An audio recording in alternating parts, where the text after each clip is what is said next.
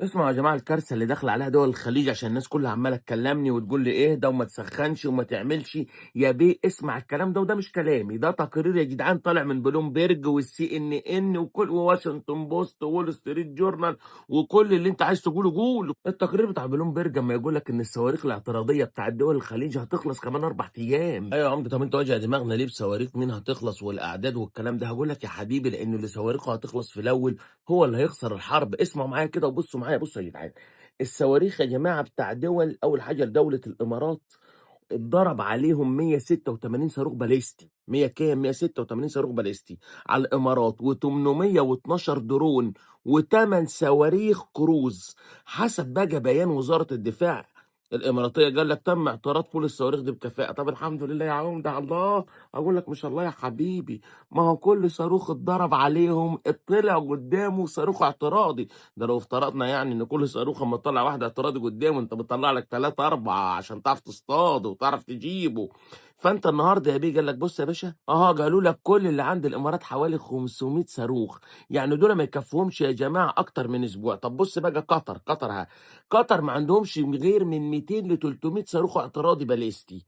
يعني ده الكلام ده، بص يا جماعه حسب تقرير بلومبرج قالوا لك ده يكفيهم حوالي مثلا 4 5 ايام. قال لك بقى البحرين عندها حوالي من 150 ل 200 صاروخ. سلطنة عمان قال لك ما عندهاش خالص، دول متسلطنين وربنا يقويهم. نيجي بقى للسعودية، ودول عندهم اكتر عدد، يعني احسن من غيرهم، عندهم حوالي 2000 صاروخ اعتراضي، لان دول ما اتضربش عليهم كتير زي الامارات وزي قطر وزي الكويت. ولكن في النهاية برضه ال 2000 صاروخ دول ما يكفوهمش مثلا مثلا 10 12 يوم، خصوصا بقى ان الحوثيين والجماعة اللي في العراق وكله داخل في الليلة وحزب الله، والحوثيين كلهم كام يوم ويدخل. يعني كل الصواريخ اللي عند الخليج بحد اقصى يكفوهم اسبوع. يعني بعد اسبوع يا جماعه الخليج كده يبقى عريان وايران تضرب براحتها. ايوه يا عمرو، طب الخليج هيعمل ايه دلوقتي؟ اقول لك حسب تقرير فاينانشال تايمز قالوا لك ان الخليج طلب دفعات عاجله من الصواريخ الاعتراضيه من امريكا. طب امريكا ردت عليهم وقالت لهم ايه؟ قالت لهم ما كانش يتعز ولا ياكلوا الوز. ايه يا امريكا انت هتستعبط ايه؟ اقول لك الحقيقه يا امريكا ما تستعبط، لانها عايزه تضغط على دول الخليج عشان ينخرطوا معاها في المعمعة. ولكن ما بتستعبطش، وهتعرفوا ان ما بتستعبطش لما تعرفوا عدد الصواريخ الاعتراضيه اللي باقي عند امريكا. امريكا عندها 3 منظومات دفاع عما يدافعوا عن حوالي 27 قاعده بتوعهم في الشرق الاوسط. قال لك كل اللي باقي في الصواريخ الاعتراضيه اللي معاهم بعد الصواريخ الاعتراضيه اللي ضربوها في ال3 4 ايام اللي فاتوا، كل اللي باقي معاهم حوالي 2500 صاروخ اعتراضي بس. فكل اللي باقي مع امريكا حوالي 2500 صاروخ. وحسب تقرير بلومبرج، اما يقول لك ال 2500 دول ما يكفوهمش اسبوعين 3 اسابيع، لان الحرب دي لو قعدت حوالي 4 اسابيع او اكتر من 4 اسابيع وشويه، الخليج وامريكا عريانين خالص. اما ياخدوا ما يعرفوش يردوا. ده امريكا هي اللي اسبوعين، لكن الخليج كله 4 ايام وتخلص وتفضل تستقبل بس يا بيه، واما يلعبوا من غير حارس مرمى، ودي كارثه ومصيبه. طب ده اللي عند الخليج وامريكا. طب الطرف الثاني بقى ايران عندهم قد ايه؟ قال لك يا بيه ايران، وده حسب تقارير اسراء، تقارير طالعه منين؟ من الناحيه الثانيه. قال لك عندهم حوالي 5000 صاروخ. طب المشكله مش في الصواريخ، عندهم بقى كام طياره مسيره من الصغيره دي. الطيارات دي اللي هي ضربوها مثلا على السعوديه، وضربوا بها السفاره الامريكيه، وضربوا بها السفاره اللي في الكويت الامريكيه، وضربوا بها فنادق في. عندهم كام طياره يا بيه؟ عندهم 40,000، وده حسب تقارير اسراء، يعني ممكن يكون عندهم اكتر. يعني معنى كده يا بيه كل 40,000 طياره وكل 5000 صاروخ جوالهم الناحيه الثانيه 40,000 تاني زيهم. ده لو افترضنا ان الصاروخ الاعتراضي هيضرب واحده، يعني جوالهم الناحيه الثانيه 80,000. طب يا بيه ده كل اللي عند دول الخليج وكل اللي مع امريكا حوالي 2000 ونص. ده الكلام ده لما نقوله لو ايران لوحديها، ده لسه حزب الله ولسه الحسين. حزب الله حسب تقارير اسراء قال لك عندهم 25,000 صاروخ غير الطيارات المسيره. طب الحرس الثوري الايراني طلع بقى قال لك ايه؟ هم اللي قالوا، انا ماليش دعوه يا بيه.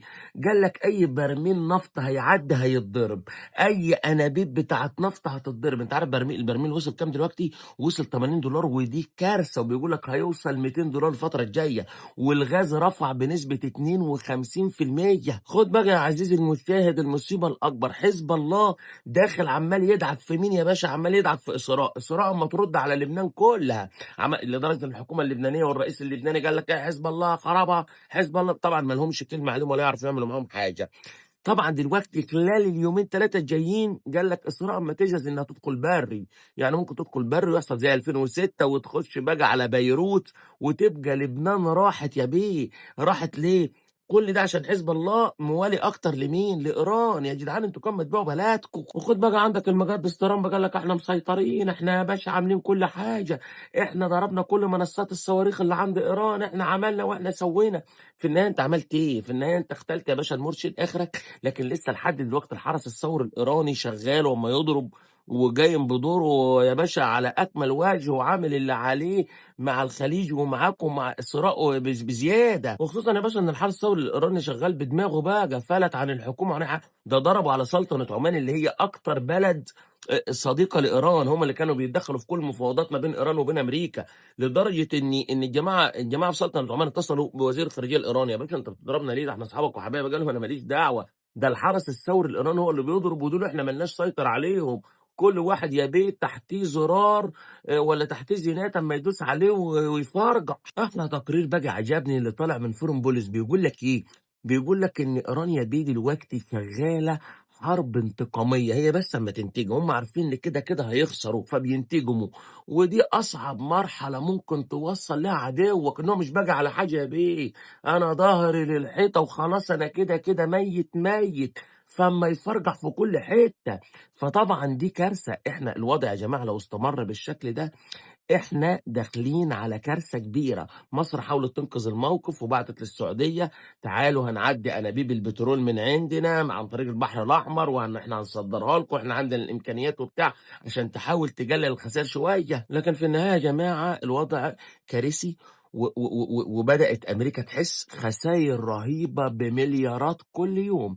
اقتصاد امريكا كل يوم يا جماعه بيوجع، بيصرفوا ملايين طبعا ايه؟ قال لك هنخش بري، طبعا مش عارف يخشوا بري. قال لك احنا مش هنغلط غلطه العراق تاني، احنا هنمول الجماعات اللي جوه ايران ومش عارف هم اللي يشتغلوا. طب يا حبيبي هم هيشتغلوا؟ كل ده برضو كل ده ثمنه فلوس. دلوقتي الحرب دي لازم توقف، الحرب دي لازم توقف. يا جماعه يا جماعه احنا داخلين على وضع صعب وكارثي. شيروا لهم وابعتوا لهم.